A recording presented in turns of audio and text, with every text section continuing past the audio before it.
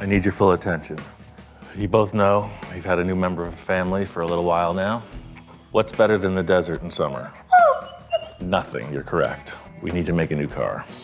I'm preparing the ultimate wedding gift. I recently got married, and I've been kind of ruminating on something to get Jamie. You know, something that says, welcome to the full custom lifestyle. Got an idea for some kind of an off-road car. It's gonna be a Volkswagen. Some might call me a hopeless romantic, but come on, what bride would not want the ultimate all-terrain vehicle? Some enthusiasm, please. Business as usual with the shop inspector. I have to drag him to work every day. Check it out. We've got all kinds of Volkswagen parts. This is a really good transaxle, link pin, front suspension. Look, you're drooling all over it. This is not just junkyard castaway stuff, you know, this is part of my prized possession. You know, everything here has been curated, documented, and stored. Got all these parts for the engine. Old school 70s steering wheel. It's got the chrome. Still not respecting. He's a tough customer, questions me every step of the way. We got paddle tires. I mean, we could go to the sand and the desert. He's not impressed. Dude has really come to be known as the world-class shop inspector, and apparently all that attention has gone to his head. I mean, what, you went on a vacation without even telling me? You come back with a souvenir? The tropics don't work for a dog like you. You're gonna get sunburned. Life isn't all coconut drinks and long walks on the beach. You know, there is work to be done in the shop. This is your home. You're here to inspect. So I know it's gonna take some convincing, but I got a couple leads. A friend of mine's a Volkswagen fanatic. I'm not sure what he has to offer, but he said, if you're looking for off-roading, I got the things. Just sit here and try to look handsome. The wonderful expanse of the desert allows every one of us to really hoard some good stuff. Hey, Ian. And my friend John is no exception. Oh, wow, look at that. Right out the gate, I spot treasure. This is cool. It's like a Baja Bug, but for drag racing almost, with these tires on it. Wow. Yeah, that's one of my weird creations. Well, see, this has got the real 70s flavor, you know? I love it. I was born in 1970, so 70s vehicles were reminiscent of all the flavors that I came up with. There's something to be said for this style ride too, man.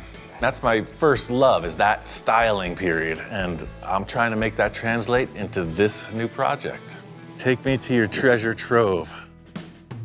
Oh, what's this thing? John's love for vehicles, you know, a big part of it's Volkswagens, and that's right up my alley. Lived here for, what, 29 years? This is all just recycled parts that are going to be thrown away anyway. You look around, a lot of this stuff is all been used, and it's just repurposed. No, that's what I like about the way you do things, is you repurpose everything. John is also a purveyor of fine wild beasts, and he's doing a lot of horsing around. You got Volkswagens, you got horses. Like I say, with all my other collections, I have a couple of horses, too. A horse collection. So these things are just for flies, to keep the flies off their eyeballs? Yeah, that's just a fly mask. That's what they actually call it, the fly mask. That's a big one, that's a little one. I think John's onto something here. If I could pick up a couple of these fly masks for the inspectors, they may slow down that critical eye.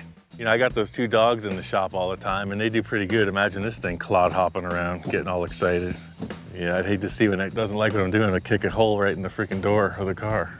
There's one thing I don't need, that's more shop inspectors. I've got my hands full as is. But I see your problem with all these animals. You get a lot of bugs. Look at that up in there. There's bugs all over the place. We got a big bug up there. Yeah. And we even got another one there, too. All right. If you ever wondered, like, where did all the Baja bugs go? They're right here. They're everywhere you look. You got to see what I got out here. 68 Type 1, and this one's a 70. Well, you definitely got the Baja bug market covered, man.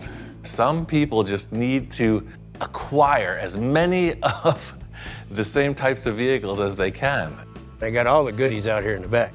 It's like he has his own little paradise out in the middle of this wasteland. This is basically the junk pile, but I think you'll like what I have out here, because I think this is what you're going to be really interested in. There's the jewel on the lot right there. That's what I'm talking about. My passion, at the root of it, is weird cars. So, hey, it only lends itself to all the fiberglass kit cars that were built in the 70s. Oh, I got a thing for fiberglass buggies. You don't know, I've done a couple of them in the past.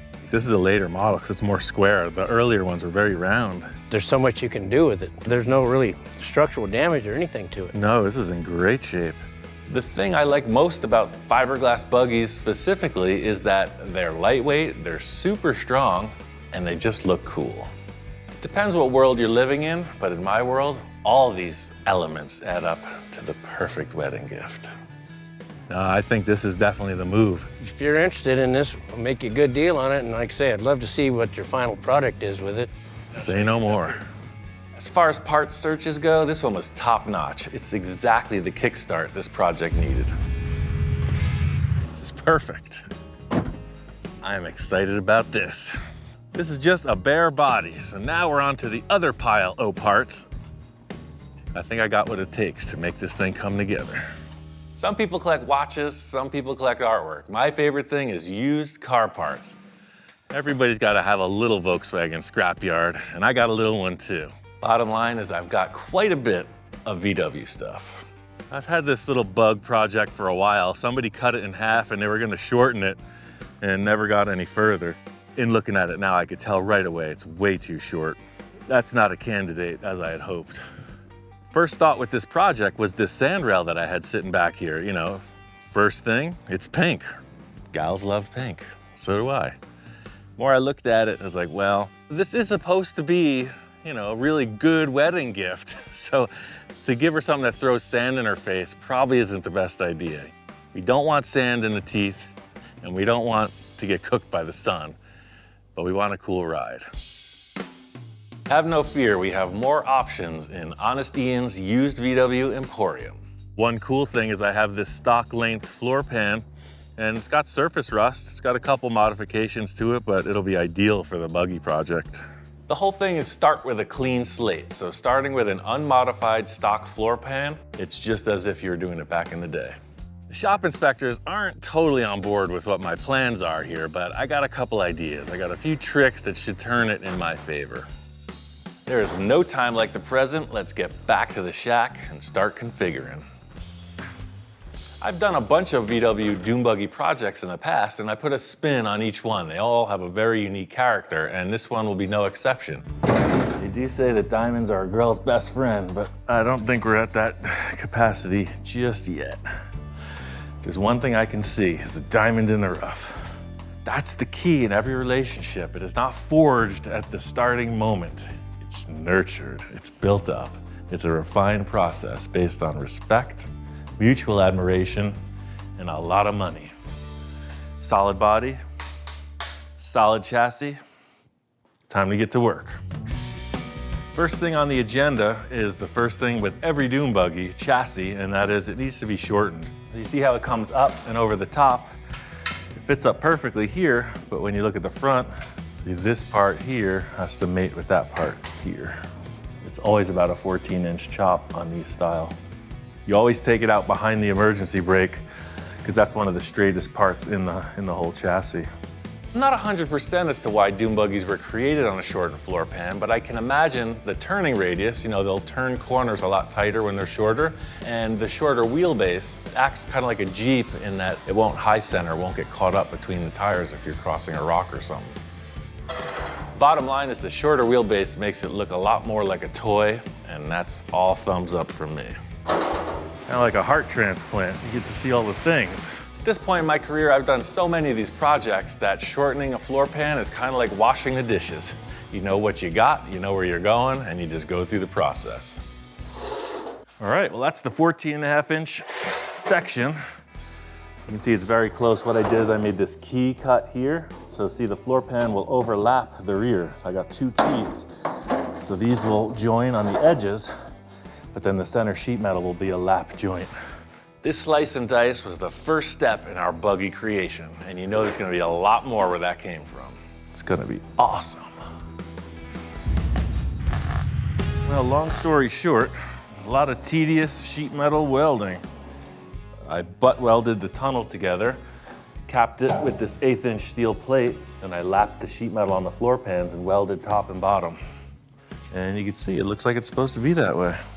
Next step is the front bumper. You know, establishing the front, the look, the face of the car is the first step I want to take in this project because that's the character.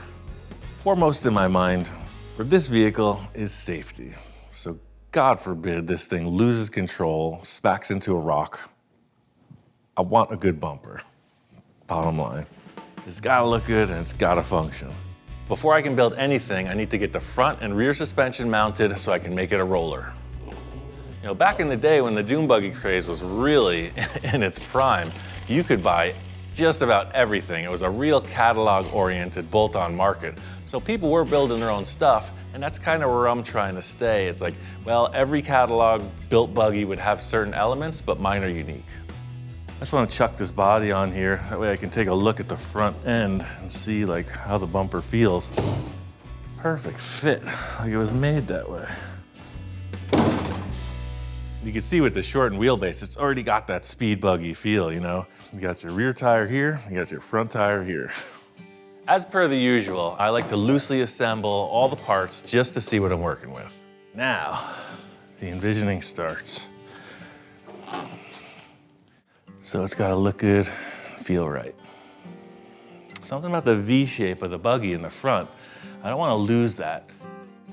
And just as I'm sitting down having a Zen moment of contemplation, in comes the cavalcade of naysayers.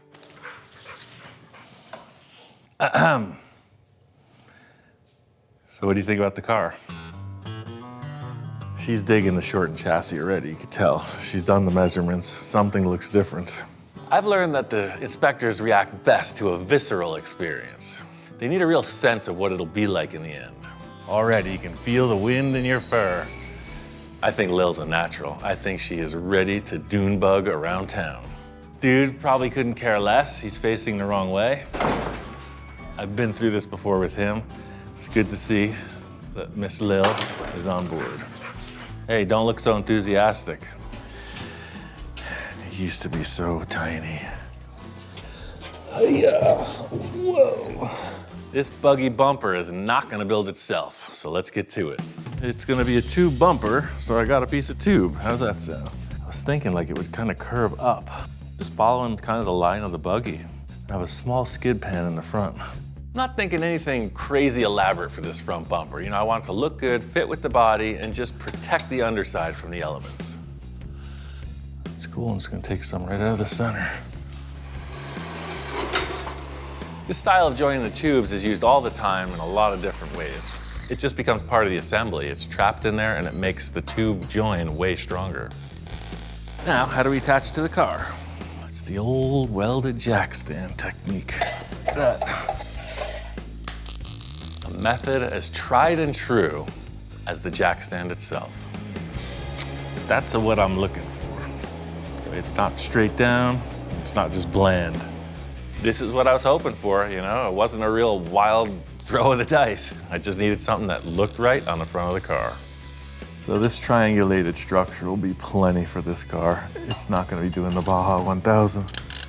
It's starting to look a little bit more the part. I think my big issue is the way that the shape of the fiberglass looks with the tube right now, but later when the body's mounted, probably gonna trim it just like that.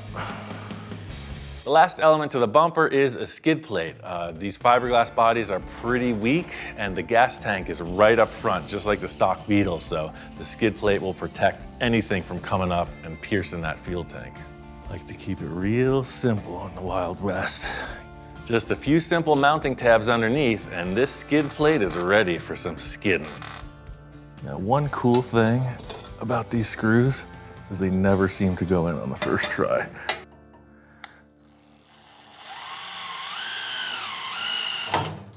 Try number 1. Try number 2. 3.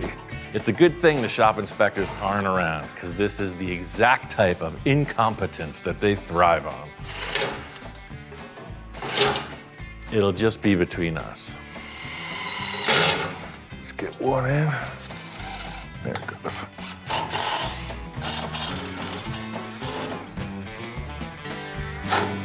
I look at that bumper and it's gnarly, dude.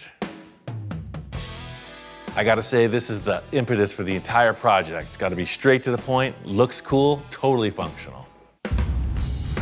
All right, now on to the rear bumper. Does two things. It protects the engine like a bumper, and it protects the engine like a skid plate. Of course, all these parts are available off the shelf, but I wanna make it special. A profession of my true love, as expressed in a rear bumper. Just like the front bumper, this rear bumper is all business, but I still want it to look cool. This Volkswagen engine, the cases are made of a magnesium alloy and they'll break pretty easily if they hit a rock. So every Buggy you see has these two tubes with a skid plate that goes underneath. As soon as I get this stuff protected, I can get onto the really creative stuff. One big aesthetic with a dune Buggy is the exhaust, because the engine's exposed. These are kind of old school. They'll shine up, there's no real rust. Kind of like a jet boat look. Makes a cool sound. I got all this cool chrome stuff for the engine. Chrome valve covers, chrome alternator, chrome cylinder tins. I got carburetors, I got pedal assemblies, I got brake hoses. So I'm basically gonna take this pile here, throw it over there, and there'll be a dune Buggy when I'm done. You might not see it yet, but I know I do. So let's get to seeing so you can see what I see. See what I mean? We'll see. Now it looks like a race car, doesn't it? What a difference. I got some tubes mocked up just to look at this bumper idea. You know, I started with some 1.5" tube, set up some tabs, and I kind of got an idea of how they're gonna get arranged. So these are gonna come in like that on both sides. Under the engine, you can see 2 more tubes with the same detail. So that's the setup, and it's nothing new. The only thing I'm doing different is making it unique. You know, how do I make something that's not like one you would buy off the shelf? In the way that I fabricate a lot of things, consider it like the first time you walk up a staircase, right? You put one foot, you figure out your balance, and then you step again, right? And the more you climb, the more accomplished you feel. So with these style bumpers, this upper tube is usually perfectly straight. I don't want the bumper coming way out here and then having that thing firing right into it. So I think what I'll do is to match the front, I'll come in with kind of a V design, because I want these 2 tubes to be parallel on both angles and just go under the exhaust and over. Primary importance, first step is to protect the engine. Second step is have it act like a bumper. Third step, try to make it look cool and see what it could do. One step at a time. It's a pretty straightforward project, and it's another case where these sleeve inserts really streamline the process. So it might be just a bit too wide. Let's see. Whenever I'm making something that I don't know what I'm doing, which is most of the time, I always leave the ends a little bit long, and I creep up on the end result.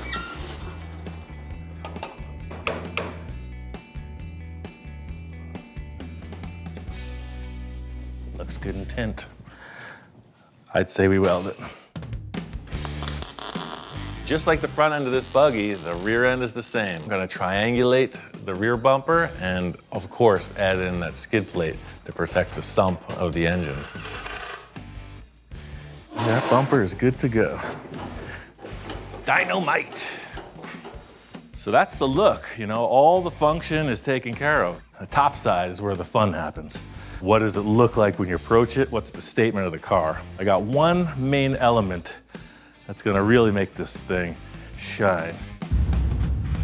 This Buggy's coming right along, and I asked my #1 helper to come on down and lend a hand. Well, thanks for coming by, man. I got this top secret, ultra special project. Oh, well, that sounds like fun. Observe this. Oh, well, this is cool. I'm thinking about, you know, like the ultimate wedding gift. Oh, this is perfect. And what says I love you more than a custom dune Buggy? Out in the Antelope Valley, nothing. That's what I'm talking about. See, Tom gets it. The inspectors were trying the whole time to make me second guess this idea of the ultimate wedding gift. Nothing says love and commitment like a full custom dune Buggy. Oh, without a doubt, man, that seals the deal. What woman doesn't love a dune Buggy, right? I don't know him.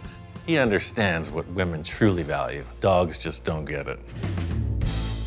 I got Tom up to speed on the project, filled him in on all the details. When I was out at John's house, I found one more piece that's gonna make this buggy next level. So this is actually a roof for the car. Oh, wow. What got me about this, it's almost like a 64 Impala where it's got that little subtle ridge in it. I've never seen a buggy roof like this. This is definitely one-off. It gives the car attitude. Yeah, that was the whole thing with this. You know, it's so cool, and that's what John said. He's like, I saw this at the swap meet. I traded a guy a special transaxle for a dune buggy, etc. He's like, I love it too. That's why I'm showing it to you, so you can't have it. Okay, so you can't have it, but so what are we supposed to do with it? He's letting me have it, but I can't have it, and he needs it back. Okay, so wait a minute. You can't have this. It has to go back to him. That so that is means we correct. can't use it. We can use it, but we can't keep it. All right. It's like one of those riddles. I'm kind of confused. What are we supposed to be doing? If you step into the lab, all will be revealed. We're off to a perfectly good start. Tom is thoroughly confused, and I'm having a good time. So check out this contraption. Hop on the other side. So I want to make a mold of this thing, so we'll have 2 or 3 roofs. I'm going to mix up plaster and make a hard plaster mold. Oh, That way I could steal the shape and I can give him back his original, and I still get to keep one. I like the way you think, man. Yeah. That's a great idea. I put this tarp down. It's gonna get drippy. It's gonna be dusty. It's gonna be a heck of a good time. I cut up a bunch of strips of paper, and I got a bunch of modeling clay and a staple gun. The first thing is to create like a little shelf all around this, so that when the plaster is falling, it lands, and as it hardens, we can push it up onto this piece. Now, there is something to be said for winging it. Like, how does anything happen for the first time, right? There's validity to winging it. So that's exactly the thing here. I've done this before, but I wouldn't say I'm proficient, so here goes everything. So you went to culinary school. You're a chef. You know how to make a cake. Yeah, yeah. So you pour the batter in, you cook it, and you take the cake out, and that pan is the mold. Got it, yeah. So that's the cake. We're gonna make the cake pan. Gonna make the pan so we can make you your own cake. That's exactly right. I can dig it. Some say you can't have your cake and eat it too, but I beg to differ. When you're making a cake, what do you do to the cake pan before you pour anything in it? You gotta grease it. Aha! General purpose super lube cartridge. This was in this barn when I cleaned it out. This stuff is from like 1943. Oh, wow. So it's gotta be good dinosaur juice. Kind of like the smell. The purpose of this lube on the fiberglass is to create a release agent. The 2 panels won't be glued together when we're finished, because that would be a disaster. While you're doing that, I'm gonna set up some plaster. This is where the real mess starts. Concentrated evil. The more you mess with this, the dirtier it gets. It's like playing with powdered donuts. This is a very hands-on approach and not a spectator sport. I like that old school technique you're using. Gotta get all the lumps out. Get in there and mix it up. Oh man, this is gonna set way too fast. Yeah, it said 20 minutes, it was more like 1 minute. Mucho bueno. Now we're making progress. It looks like a giant mess. I mean, a nicely shaped mold. We got those edges bulked up. I'm gonna try to just lay this over the top, kind of like syrup. As disheveled as this thing looks, I know there's a history to this process, and it's worked out before. You know, this is how Ed Roth made his fiberglass cars. But he didn't make a female mold. He actually made the car body like this and then put fiberglass on top of it. That's why when you see old pictures of Ed Roth in his shop, and there was just like plaster and wood and fiberglass everywhere, because it gets a little loose. All right, so now we take all this burlap and we just start coating it. Slap it. Dip it and slap it, huh? That is correct. So just like you got a cast on your leg, it's the same thing. Now all we have to do is let this thing dry, and the beauty will be released, like a moth emerging from a cocoon. Man, you weren't kidding when you said it's gonna make a mess. And you know what Ed Ross said? What did he Big say? mess, big success. Sheesh. Tom, we've done wrong. I don't think the plaster was a good choice, in hindsight. Dude, what happened? You know, I was here alone, I was feeling ambitious. I put a strap around it. I tried to lift it up on the chain hoist. And when I rotated it to flip it over, every time I moved it, it just came apart more. There's a lot of different definitions of what happened here. One of them may have been catastrophic failure. They all add up to the same thing. Nothing here is usable. I really thought that this was going to work out. You're not the only one. Sometimes the dice don't fall in your favor, but you get up and live to work another day. As soon as I saw that crack the first time, I knew it was game over. That's why it's all crunched up. I balled it up and threw it in the corner. I set it back up and I made a new mold right after that, same day, back to back. This is a mold? Yeah. I thought this was the roof. No, this is the new and improved mold. It's the same concept, but it's fiberglass now.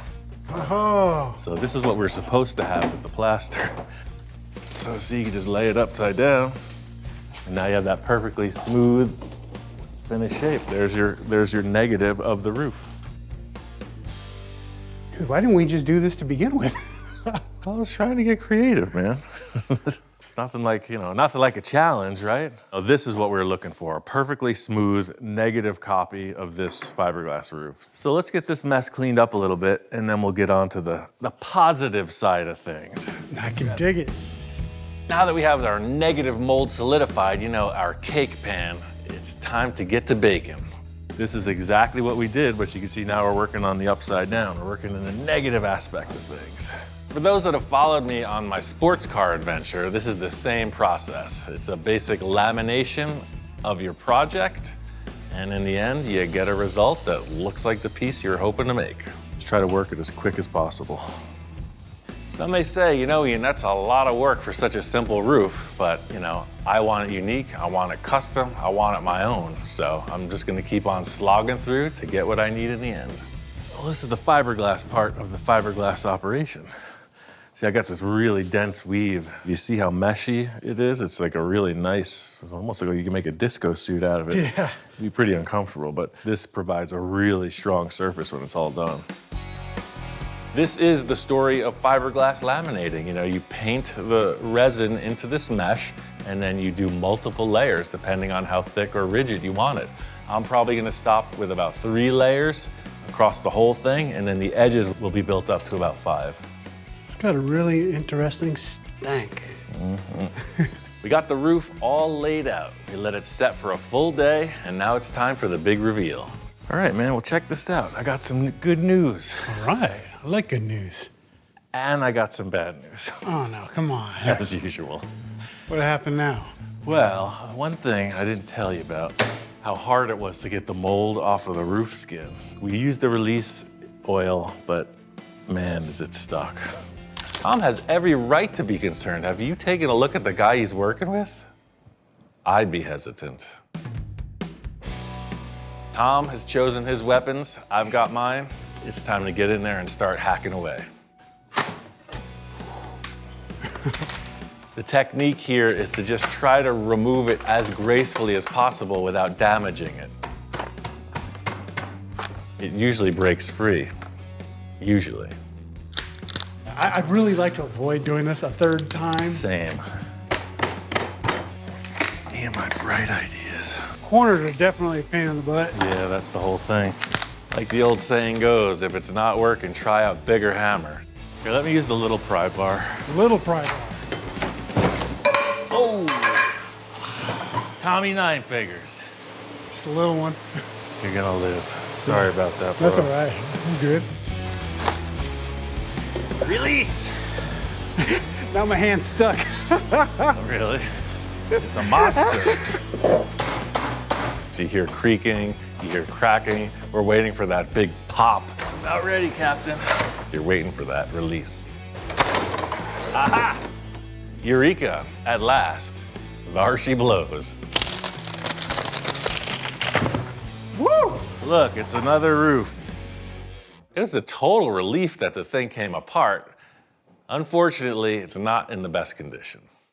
I don't know, man. I'm actually pretty happy with the results. That's looking pretty cool. I mean, Body work, that'll be a day of just messing around. Let's clear this riffraff aside and get to the fun part. Let's get back to building some cars. yeah, all right. End of the day, success. You know, we got this part. It's usable. The main thing is to see it on the car. Oh yeah, now look at the parallel. Yes. That works. This works. Look at that. Yeah, man, that is so cool. Stand around, you know, taking in all the looks. That roof line really gives it a different appearance in relation to a lot of those 70s buggies with the weird giant cartoon roofs on them. Makes me want to throw on one of those old school trucker hats or a bandana. Go sand duning. All I could say is this ultimate wedding present is starting to take shape. All right, I got a bunch of stuff done to this roof. It was a little rough coming out of the mold, but I did some patchwork, a little body filler, smoothed it out. It's totally usable, as ugly as it is. This project is equal parts fashion and function. As much as I love the look of the roof, you gotta be able to get into that car.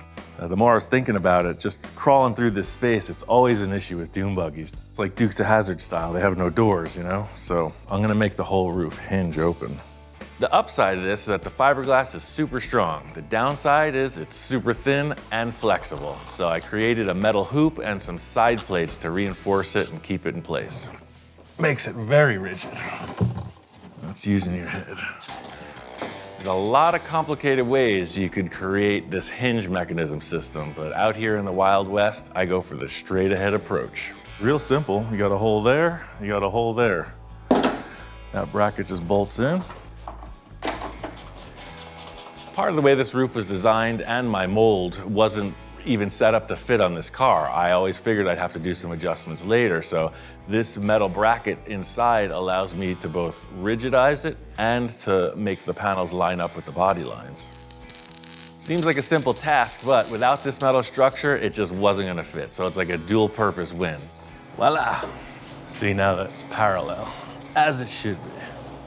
So the idea is you don't have to crawl through these holes. You just approach the vehicle, lift her up. You got all the room in the world. You can just come across. Piece of cake. In the end, this roof will have a very simple latch to keep it shut while you're cruising. That's the easy part. The next step is the venture into the great unknown. The root of everything, I'm a pretty good fabricator. Also at the root, I'm not that good of an upholsterer. Therein lies the great next challenge. I want to cover this with vinyl. That's my goal in this never-ending car quest, is to just keep on keeping on, you know? Try to improve on every aspect of car building. So, Honest Ian's Mediocre Upholstery is back in business. When mediocre is just good enough, call us. My goal to create this soft top is to first put a layer of foam over the fiberglass and then cover that with vinyl to achieve that soft top look. Seems like a simple task, right? Looks like it's gonna work. I was worried that this transition here was gonna be so tight, it's not gonna work. See how it starts to double up? Looks like I'll be able to pull that right through. I'm pretty much just gonna stretch this across, trampoline style, and glue it underneath. And then when I put the vinyl on, I'll spray the vinyl, glue it to this.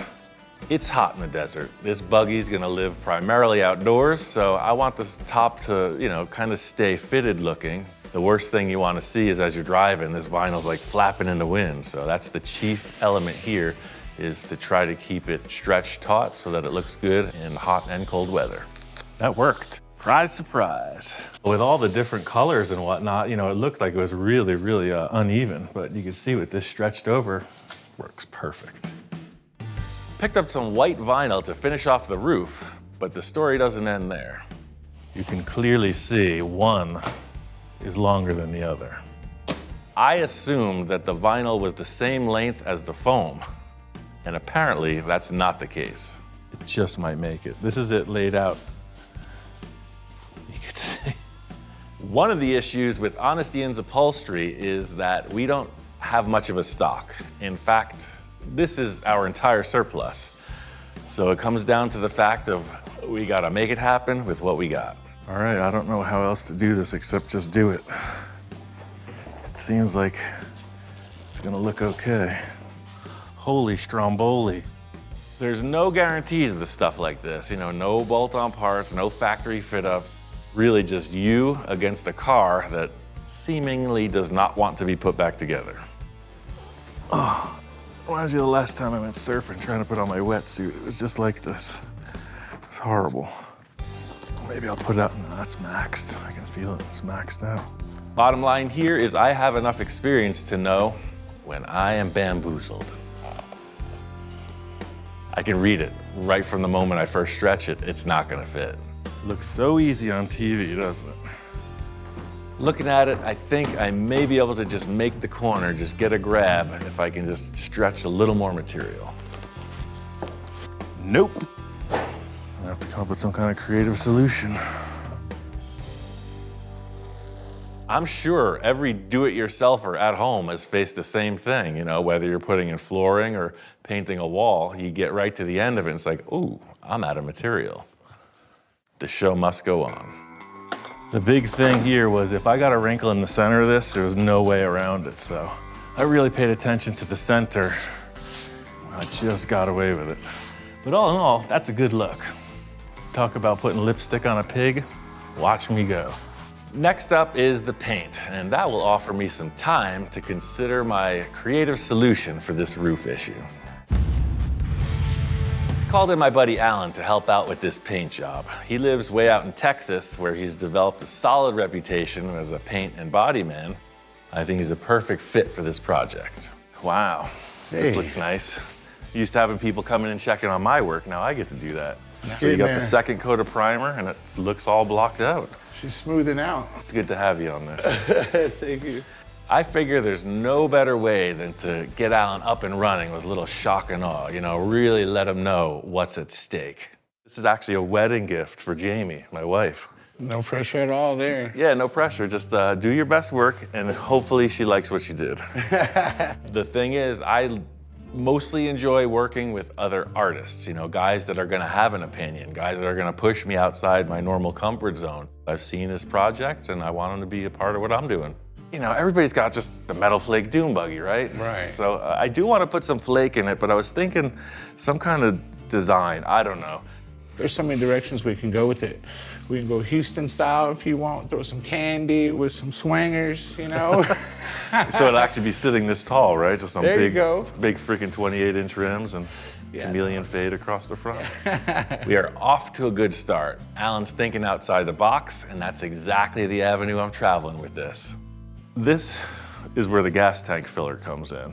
What somebody did, where the gas tank comes out, they had this shifter boot. And it's kind of a weird thing, but when I lined it up with the gas tank, it worked, so I left it. I was thinking some kind of graphic that maybe this got painted the same color as the body, I don't know. In addition to all of his other work, Alan spent time in the paint booth with Gene Winfield. I know you work with Winfield, and you know, his stuff is the fade, so like he would have like a darker color radiating up over the panel with like a highlight down the center. And Yeah, he's known for most of his fades. We think he gets his inspiration from the sunset because he's out there watching it. You know, and you see all the different colors and kind of see his mind just working. So I've never really been able to play like where someone say, hey, do whatever you want on this. that's where we're at, man. So that's where we're at here. So definitely I want to take the desert, take all the colors you see in nature. If we can mix it into this, it'll be a piece of nature sitting out here. Let's play with some lines. Yeah, great minds think alike right away. Alan's lines are complementing the front shape of the body. No, I see what you're saying. That really does add to the V shape of the front of the body. I like that, it's like an arrow. So what if the graphic not only was on the hood, what if this line came all the way through like that, but then it continued back here. So it's like it came through the whole car. Yeah, no, that is really cool. The way it comes down, shoots all the way to the back. This got kind of like that, you know, Wonder Woman, kind of 70s, kind of pops off of the surface. You think about, you know, the t-shirt styles in the 70s or like the tube socks with this, you know, very simple lines on them. We're trying to translate that flavor into this. You know, yellow's her favorite color, so I mixed up this paint. I know she's gonna like it. Very 70s. That's what I was thinking. Very you know? 70s, I love it. That with a little flake on top of it, I think it'll look mellow, and then in the sun, it'll have a lot of action, you know? mellow it out even more. Oh yeah, look at that. That just went to custard. That's a mellow yellow. Nice. It looks like we have a perfectly loose plan. I'm gonna let Alan do his thing. Make Jamie happy. Make her proud of me. Yeah, definitely. I think this dune buggy's wrapped up. First and foremost, shakedown run. Desert hills, you run this thing and see what falls off.